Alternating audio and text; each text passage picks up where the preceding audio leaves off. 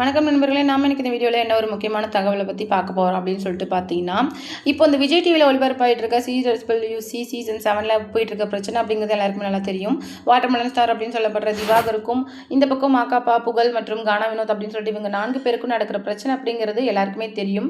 அந்த வகையில் பார்க்கும்போது திவாகரோட அந்த பிஹேவியரை பற்றி பிக் பாஸ்லேருந்து வாட்ச் பண்ணிட்டு இருக்கவங்க நிறைய பேர் இன்னைக்கு புட்டு வச்சிட்டு இருக்காங்க. இன்னைக்கு வந்து இப்படிப்பட்ட ஒரு பொம்பளை பொறுக்கியை நீங்கள் அப்போவிலேருந்தே கவனித்து செருப்பை கழட்டி அடித்து அமுச்சிருந்தா இன்றைக்கி இந்த ப்ராப்ளம் வந்திருக்குமா அப்படின்னு சொல்லிட்டு ரசிகர்களே கேட்குற அளவுக்கு அவருடைய பிஹேவியர் வந்து இருந்திருக்கு. ஏன்னா ஒரு திருநங்கை வந்து இருந்தாங்கல்ல, அப்சரா, பிக் பாஸ் சீசன் 9ல் அவங்க கிட்ட வந்து நிறைய விஷயங்களை வந்து தப்பான ஒரு மேனரில் வந்து அவங்க கிட்ட பிஹேவ் பண்ணியிருக்காங்க. அது அவங்களே அப்சராவே ஓப்பனாக சொல்லியிருக்காங்க. பக்கத்தில் வந்து ரொம்ப ஒட்டி நிற்கிறது, அது மட்டும் இல்லாமல் அப்படியே ஸ்மெல் பண்ணி பார்க்குறது, அப்படியே ஏறுதுங்க உங்ககிட்ட வந்தா அப்படின்னு சொல்கிறது, இந்த மாதிரி ரொம்ப அப்யூசிவான வேர்ட்ஸை யூஸ் பண்ணி பேசியிருக்காங்க. மற்ற விமன் கண்டஸ்டன்ஸை விட அப்சரா கிட்ட அவர் கொஞ்சம் தப்பாகவே பிஹேவ் பண்ண ட்ரை பண்ணியிருக்காரு அப்படின்னு சொல்லியிருக்காங்க. அதே மேனரிசத்தை தான் இன்னைக்கு இங்கே சுனிதா, நிஷா அப்படின்னு சொல்லிட்டு CWCயும் ஃபாலோ பண்ணியிருக்காங்க. ஸோ த்ரூ அந்த கண்டினியூட்டியை கண்டிப்பாக விஜய் டிவி ஏன் வாட்ச் பண்ணாமல் கொண்டு வந்து CWCயில் அப்பேற்பட்ட பர்சனை விட்டுருந்தாங்க அப்படின்னு சொல்லிட்டு இன்னைக்கு ரசிகர்களே இன்னைக்கு விஜய் டிவி மேலே நிறைய கொஷின்ஸை வச்சுட்டு வராங்க. இதில் ஒரு முக்கியமான விஷயம் என்ன அப்படின்னு சொல்லிட்டு பார்த்தீங்கன்னா, ப்ரவோக் டிவியில் நம்ம திவாகர் செஞ்ச விஷயங்கள் வந்து ஒரு பக்கம் ப்ரவோக் டிவி, இன்னொரு பக்கம் நம்ம திவாகர் வந்து நாங்கள் என்ன பண்ணனே அவர் இங்கே என்ன பண்ணார் அப்படின்னு சொல்லிட்டு மாற்றி பேசினாலும், திவாகர் வந்து இந்த மாதிரி நான் வந்து எதுவுமே பண்ணலை, ஆரம்பத்துலேருந்தே அவங்க என்ன கார்னர் பண்ணுற மாதிரி தான் நிறைய விஷயங்களை ட்ரை பண்ணாங்க. நிஷா அக்கா ஆல்ரெடி வேறு ஏதோ ஒரு விமன் இஷ்யூவில் பேசின அந்த வீடியோவை போட்டு காட்டி என்னை பிளாக்மெயில் பண்ணி ட்ரை பண்ணினாங்க. அது மட்டும் இல்லாமல் நான் அந்த வீடியோ கேசட்டை வாங்க எடுத்துகிட்டு கமிஷனர் ஆஃபீஸ் போகலான்னு தான் சொன்னேன். பட் அவங்க அதுக்கு ஓவர் ஹைப் கொடுத்து நான் உடச்சிட்டேன் அப்படி இப்படின்னு சொல்லிட்டு ஏதோ வந்து பண்ணிட்டாங்க. நான் ப்ரவோக் டிவி பற்றி கேள்விப்பட்டதெல்லாம் அது ஒரு மாமா டிவி அப்படின்னு சொல்லிட்டு திவாகர் சொல்லிட்டு இருந்தார். இது ஒரு புறம் இருக்க, அதே ப்ரவோக் டிவிக்கு அடுத்து பிக் பாஸ் தாமரை வந்து இன்டர்வியூ கொடுத்துருக்காங்க. அவங்க நிறைய விஷயங்களை வந்து சொல்லியிருக்கிறாங்க.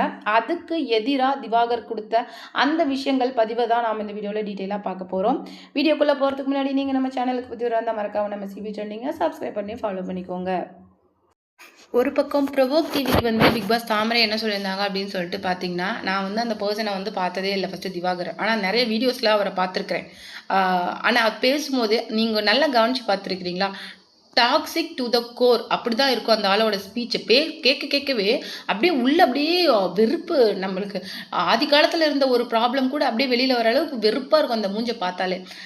இன்னொரு விஷயம் என்ன அப்படின்னு சொல்லிட்டு பார்த்தீங்கன்னா, கண்டிப்பாக அந்த ஆள் பிக் பாஸ்லேயே வந்து நிறைய சில்மிஷம் பண்ணினாங்க அப்படின்னு சொல்லிட்டு நான் கேள்விப்பட்டேன். அதே விஷயம் தான் வந்து CWC ஃபாலோ பண்ணியிருக்காரு, ஏதோ பண்ண ட்ரை பண்ணியிருக்காரு சம்வாட். அங்கே வந்து கேள்வி கேட்கறதுக்கு கானா வினோத் நிறைய பேர் இருந்தாங்க. பட் CWC அப்படி கிடையாது, ஒரு காமான செட்டு. அதே விஷயத்தை தான் இன்னைக்கு அவர் இதில் ஃபாலோ பண்ணியிருக்காரு. அது மட்டும் இல்லாமல் இன்னொரு விஷயம் என்ன அப்படின்னு சொல்லிட்டு பார்த்தீங்கன்னா, இன்றைக்கி மாகாபா மேலே இன்றைக்கி அவர் வச்சிருக்க அலிகேஷனை பார்க்கும்போது எனக்கு சிரிப்பு தாங்க வருது. எனக்கு தெரிஞ்சு மாகாபா வந்து ஒரு எப்படி மாகாபாவோட பிஹேவியர் ஒரு மேனர் எப்படி சொல்லிட்டு பார்த்தீங்கன்னா, ஒரு இன்றைக்கி நம்ம ஒரு உங்களுக்கு ஒரு பிரச்சனை இருக்குது, அதை போய் சொன்னீங்கன்னு வச்சுக்கேன், உடனே அந்த ஃபீல் பண்ணிடுவார், எமோஷனல் ஆகிடுவார். அப்படி ஒரு பர்சன் பார்க்குறதுக்கு தான் அந்த ஆள் ஒரு மாதிரி இருப்பாரே தவிர, இந்த மாதிரி எனக்கு ஒரு ப்ராப்ளம் அப்படின்னு சொன்னால் கூட ஏதாவது ஹெல்ப் வேணுமா அப்படின்னு சொல்லிட்டு கேட்குற டைப்பு. புகழை பற்றி சொல்லவே தேவையில்ல. புகழ் வந்து ரொம்ப கஷ்டப்பட்டு இன்றைக்கி சொசைட்டியில் தனக்காக ஒரு இடத்த பிடிச்சி நிற்கிற ஒரு பர்சன். 2 பேரையுமே சொல்லலாம். அப்பேற்பட்ட பர்சன் மேலே அலிகேஷன் வைக்கிறது அப்படிங்கிறது ரொம்ப ஈஸிங்க. யார் மேலே யார் வேணாலும் அலிகேஷன் அப்படிங்கிறது வைக்கலாம். ஆனால் யார் மேலே வைக்கிறோம் அப்படின்னு சொல்லிட்டு கொஞ்சம் கூட அந்த ஒரு நர்வஸ்னஸ் இல்லை, ஒரு பயம் இல்லை, கில்ட் இல்லை, எதுவுமே கிடையாது. தான் ட்ரெண்ட் ஆகணும் அப்படிங்கிற, தான் பாப்புலாரிட்டி ஆகணும் அப்படிங்கிற ஒரே விஷயத்துக்காக யார் வேணா இன்றைக்கி சூப்பர் ஸ்டார் மேலே கூட தாங்க அலிகேஷன் வைக்கலாம், கமல் சாருக்கு மேலே அலிகேஷன் வைக்கலாம். அலிகேஷன் வச்சு நம்ம பாப்புலர் ஆகிருமா. ஆனால் யார் மேலே வச்சா நம்ம ட்ரெண்டில் இருப்போம். பாப்புலர் ஆகிறது வேறு, ட்ரெண்டிங்கில் இருக்கிறது வேறு. அந்த ஆளுக்கு ஒரு சைக்கோ மாதிரி ட்ரெண்டிங்கில் இருக்கணும், வந்து ட்ரெண்டிங்கில் இருக்கணும். வாட் எவர் ட்ரோல் மெட்டீரியலாவது நம்ம இருக்கணும் அப்படிங்கிற ஒரு மைண்ட் செட், ஒரு கான்செப்டில் அந்த ஆள் செயல்படுறாரு. அந்த விஷயத்தில் இப்போ சிக்கனவங்க தான் எனக்கு தெரிஞ்சு இந்த CWC, மாகாபா, புகழ் எல்லாருமே. மற்றபடி வந்து உண்மையிலேயே கோவம் தான் வரும். யாராவது ஒரு 5 மினிட்ஸ் ஒரு 10 மினிட்ஸ் வந்து ஒரு த்ரூவாக அவருடைய வீடியோ உட்காந்து பார்த்தாலே டென்ஷன் ஆகும். ஆனால் அவரே நம்ம மேலே அலிகேஷன் வச்சா எப்படி இருக்கும்?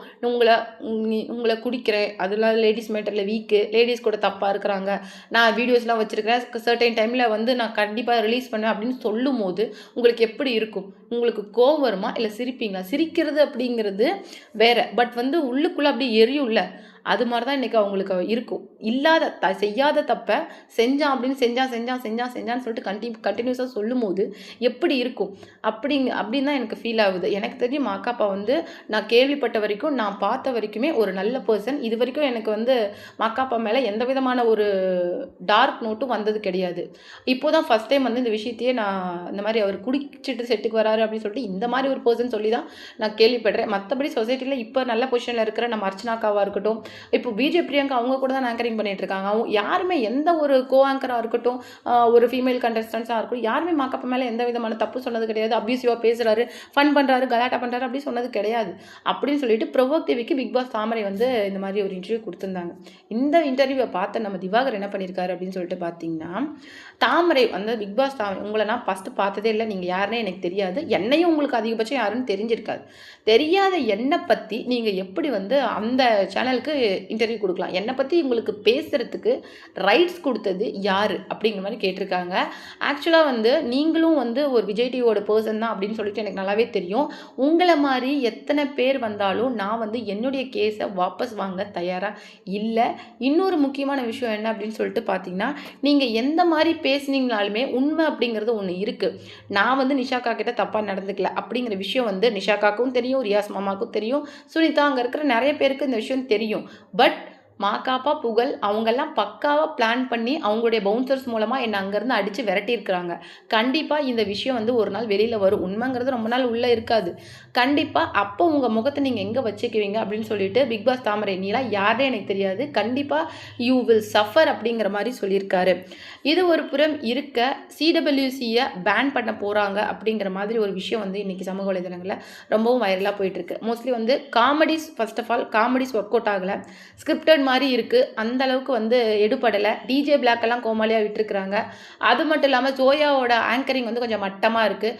ஃபுட்டு வந்து டேஸ்ட் பண்ணி சொல்கிற அந்த விஷயங்கள் வந்து செஃப் வெங்கடேஷ் பட் சார் இருந்த அளவுக்கு அந்தளவுக்கு இல்லை. நியூ டிஷ்ஷஸ், நியூ கிரியேட்டிவிட்டி அப்படிங்கிறது எதுவுமே இல்லை. ஃபன் அப்படிங்கிற ஒரே விஷயத்தை வச்சு மூவ் ஆகுற மாதிரி இருக்குது அப்படின்னு சொல்லிட்டு இன்றைக்கி நிறைய விஷயங்கள் வந்து ரசிகர்களே இன்றைக்கி சிடபிள்யூசி மேலே வச்சுருக்குறாங்க. இதுக்கு வந்து நிறைய பேர் வந்து பதில் சொல்லியிருக்காங்க, இது வந்து நீங்கள் பிக் பாஸ் மாதிரி ஸ்கிரிப்டட் கிடையாது அப்படின்னு சொல்லிட்டு. ஆனால் பழைய சிடபிள்யூசி கண்டஸ்டன்ஸ் மதுரை முத்துவாக இருக்கட்டும், பாலாவாக இருக்கட்டும், அவங்களே என்ன சொல்லியிருக்காங்க அப்படின்னு சொல்லிட்டு பார்த்தீங்கன்னா, சிடபிள்யூசியில் வர ஜோக்ஸ் வந்து ஒரு சில ஜோக்ஸை வந்து அவங்களே வந்து கட் பண்ணிடுவாங்க. ஏன்னா அதெல்லாம் எல்லாம் மீறி போகும், கண்ட்ரோலே பண்ண முடியாது. ஏன்னா செட்டில் ஒரு 10 பேர் ஒரே வைப்பில் அட்டாச் ஆனால் எப்படி இருக்கும், அப்படி தான் இருக்கும். எனக்கு தெரிஞ்சு சீசன் 2 வந்து பீட் பண்ணுறதுக்கு இன்னொரு சீசன் வரவே முடியாது. ஏன்னா அது எல்லாமே லைவ் கமெண்ட்ரி. ஷக்கீலா மேமே நிறைய டைம் வந்து பர்ஸ்ட் அவுட் ஆகி சிரிச்சிருக்கிறாங்க. அந்த அளவுக்குலாம் வந்து காமெடிங்கிறது ஒர்க் அவுட் ஆகிருக்கு அப்படின்னு சொல்லிட்டு பாலாவே சொல்லியிருக்காரு. ஸோ வந்து சிடபிள்யூசியை இன்னும் அந்த பழைய ஃபேம் வச்சு இதுக்கு மேலே ஓட்ட முடியாது அப்படிங்கிற மாதிரி விஷயம் போயிட்டுருக்கு. உங்களுக்கு சிடபிள்யூசி பிடிக்கும்னா மறக்காமல் உங்களுடைய கருத்துக்களை மறக்காமல் நம்ம கமெண்ட் பாக்ஸில் சொல்லிடுங்க.